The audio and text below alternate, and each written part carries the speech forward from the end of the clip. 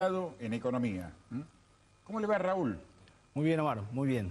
El gusto de saludarlo. Igualmente. A ver, presentación, Tucumán. Ayer el Instituto Nacional de Estadística y Censo difundió la inflación correspondiente al mes de enero, 3,9%. ¿En Tucumán cuánto? 3,7 en Tucumán. El promedio, la media nacional es 3,9, en Tucumán dio 3,7. Esto siempre aclaro porque no siempre da Tucumán por debajo o por encima. Algunos meses da por encima, otros meses da por debajo. En este mes dio 3,7. Y los rubros que más subieron tenemos restaurantes y hoteles con un 7,5 y recreación y cultura con un 7,1. El tema de los productos de la canasta básica, y ahí donde tenemos que apuntar, ¿no? Mientras vemos imágenes de archivo, ahí donde tenemos que poner el foco a ver cuál es la solución que se le busca a esta estampida inflacionaria, porque estamos hablando de los alimentos del día a día. Si tocamos el tema de verduras, por ejemplo, más allá de que es un inconveniente muchas veces estacional, que por allí la sequía, que por allí el exceso de agua, que no pueden ingresar para la cosecha, frutas y verduras. Y otros productos de la canasta básica que lo vemos reflejados, por ejemplo, en dos marcas registradas de consumo en el país, aunque algunas costumbres van cambiando, que es el tema que ayer lo comentaba Ariel Gustavo Guerra, la caída per cápita del consumo de carne en el país y el precio del pan, que no está unificado en la provincia, pero por allí pesos más, pesos menos, 130, 210 pesos, según también esto tiene que ver con las marcas, ¿no? O las distintas cadenas de panadería. Pero yo creo que ahí es donde se tendría que apuntar, ¿no? El tema productos de la canasta básica. Sí, claramente los productos básicos tienen una incidencia muy grande, sobre todo en familias con ingresos fijos y que consumen mayoritariamente productos básicos, como sea alimentos, prendas de vestir, servicios básicos. Esos rubros inciden muchísimo en la canasta de una familia de menos recursos. Entonces, si esos bienes están aumentando mucho, la capacidad adquisitiva para otros bienes se disminuye, porque no van a dejar de comprar pan, no van a dejar de comprar carne, o ajustan por calidad o ajustan en cantidad, pero de algo tienen que nutrirse. Entonces, si bien no está en riesgo todavía la alimentación, pero sí el presupuesto para estos rubros es cada vez mayor en pesos, lo cual les deja menos margen para otros bienes. Claro, pero, por ejemplo, siempre se nos dijo, la comida más importante, el desayuno. Claro que sí. Y uno analiza producto por producto el tema desayuno y también vemos que esos productos han tenido fuerte incremento. Sí. Si vamos a los almuerzos y si se trata de una familia tipo, también estamos hablando de la comida, la segunda comida más importante del día. Por eso digo que creo que la preocupación está en algunos indicadores, que tal vez vende más, la inflación llegó al 4,5%, pero cuando entramos a desgranar, nos damos con nichos mucho más importantes, que es, por ejemplo, ¿qué ha pasado con el crecimiento de la pobreza en los últimos 4 años? No quiero decir los últimos 2 años, sino quiero también tomar lo que pasó en los 2 últimos años del gobierno de Mauricio Macri. ¿Cómo se fue deteriorando la economía hogareña, Raúl? Claro que sí. Sí, venimos ya de varios años en donde los indicadores socioeconómicos están ya en límites que empiezan a ser muy preocupantes. Sí, te hago una pregunta por tu profesión, porque sabía decir el general, el granero del mundo. ¿Y por qué estamos como estamos? Es un problema de distribución del ingreso. No es que Argentina no genera alimentos, de hecho Argentina genera alimentos como para alimentar al mundo, como esta frase lo quiere señalar.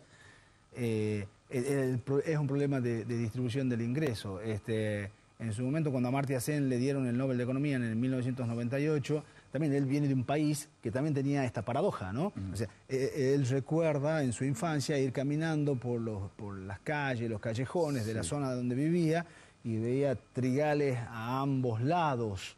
Y sin embargo, familiares suyos, vecinos suyos de la aldea, se morían de hambre. O sea, de chiquito. Esta situación paradójica lo afectó mucho. ¿Cómo puede ser que tengamos tanto alimento acá disponible y sin embargo hay gente que se... Eso lo llevó a estudiar economía, digamos. Hay un problema de distribución del ingreso. El alimento está disponible, el tema es... No tenemos problema de producción, sino de distribución. De distribución del ingreso, sí. Ahora, las proyecciones que dan, incluso esta mañana mostramos que algunos medios que están fuertemente vinculados a determinado sector del oficialismo a nivel nacional están advirtiendo, cuidado, enero 3,9%, por una cuestión estacional y del inicio de distintas actividades, que puede ser la educativa, adecuación de las tarifas, que pueden ser electricidad, gas, agua, adecuación de algunos impuestos provinciales, municipales, la actualización de las cuotas, por ejemplo, de las viviendas sociales. Y si vamos sumando distintas actividades, podemos tener la misma inflación o cercana febrero y marzo, Raúl, por la experiencia, ¿no? Sí, sí. Porque si miras la película de la inflación años anteriores, siempre vas a notar que enero y febrero tienen algún tipo de repunte, ¿no? Sí. Por estacionalidad, los gastos educativos ahora en febrero, marzo van a aumentar, la gente sale a proveerse de útiles y de prendas para los escolares, ese rubro va a subir. En enero está calmo, casi 0%, pero bueno, febrero y marzo seguramente va a repuntar, servicios van a repuntar, las tarifas van a repuntar, son todos rubros que van a repuntar en los próximos meses. Y Raúl, y hay otro detalle, ¿no? Observador de cómo se viene comportando, estornudó el surtidor con la actualización del valor de la nafta, que fue hace 15 días. ¿Cuándo se va a notar el resfrío después del estornudo que tuvimos en los surtidores? ¿Esto cuándo se va a notar? En el índice de febrero, que lo vamos a publicar en marzo, ya se va a notar. Es decir, el aumento en los combustibles. Sí. Sí, que es una incidencia directa claro, que se tiene por la cadena de comercialización, exacto. ¿No? Sí, eso en febrero ya lo vamos a notar. El gobierno proyecta una inflación, esperemos que se dé en esta oportunidad, porque para el año 2021 era una inflación del 29%, terminamos en 50%. Sí. Se establece para este año 50%. Si uno proyecta enero, febrero, marzo, estaríamos hablando del tercio de la inflación proyectada para todo el año. ¿Podemos llegar a tener bajas concretas, sí o sí, a partir de abril? Es más difícil, es otro ejercicio el de hacer proyecciones. Nosotros medimos porque es mucho si los 3 primeros meses se va el tercio de la inflación proyectada para el año. Si ya en el primer trimestre te consumís un 12%, las perspectivas de llegar a 35, 40 ya están muy cercanas, digamos. Pensemos en el trabajador. La incidencia que hay entre la actualización de los salarios con la inflación, porque por allí dicen, cada vez que hay incremento de los ingresos de los trabajadores, inmediatamente también actualizan precios de algunos productos. ¿Hay una relación entre acuerdos paritarias salariales con la inflación? Sí, nosotros no tenemos medidas, pero sí hay un impacto, digamos, de cualquier ajuste en cualquiera de los componentes de la función de producción termina impactando en el bien final o servicio final que se vende, sí. Una de las soluciones sería consumir lo que producimos. A ver, hablamos con los productores de frutas y hortalizas y por allí dicen lo que sucede es que mucha gente no quiere ir a trabajar la tierra.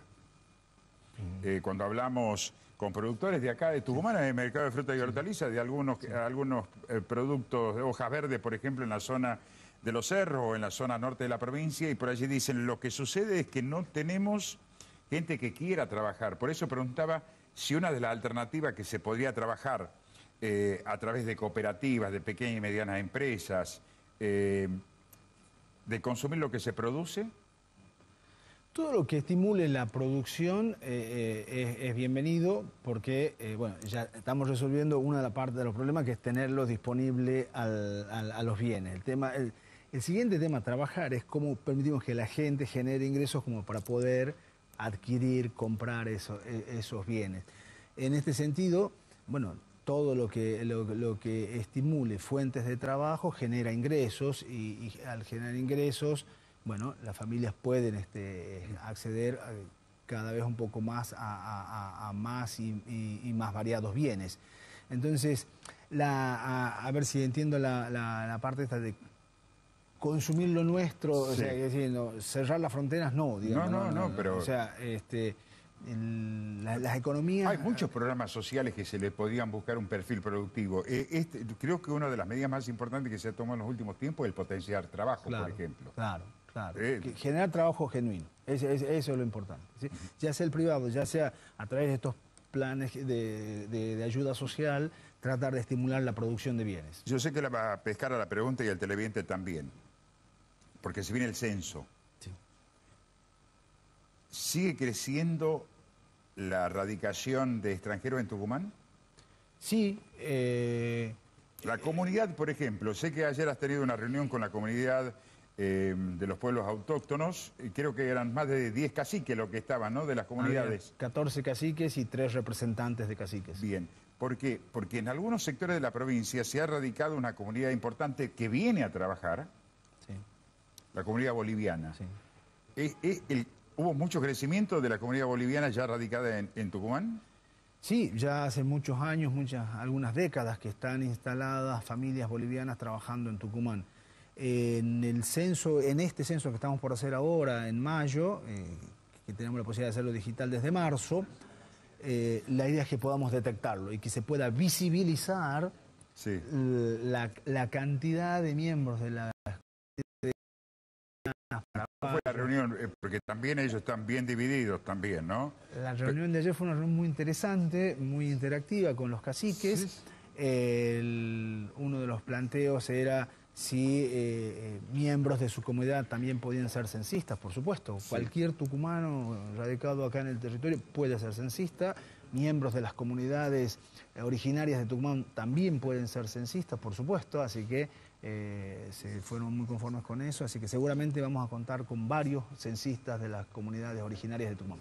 Bien, porque hay que ser muy cuidadoso por allí con los conceptos que uno puede dar en un medio de comunicación para que no se vaya a querer tomar algún tema como discriminación.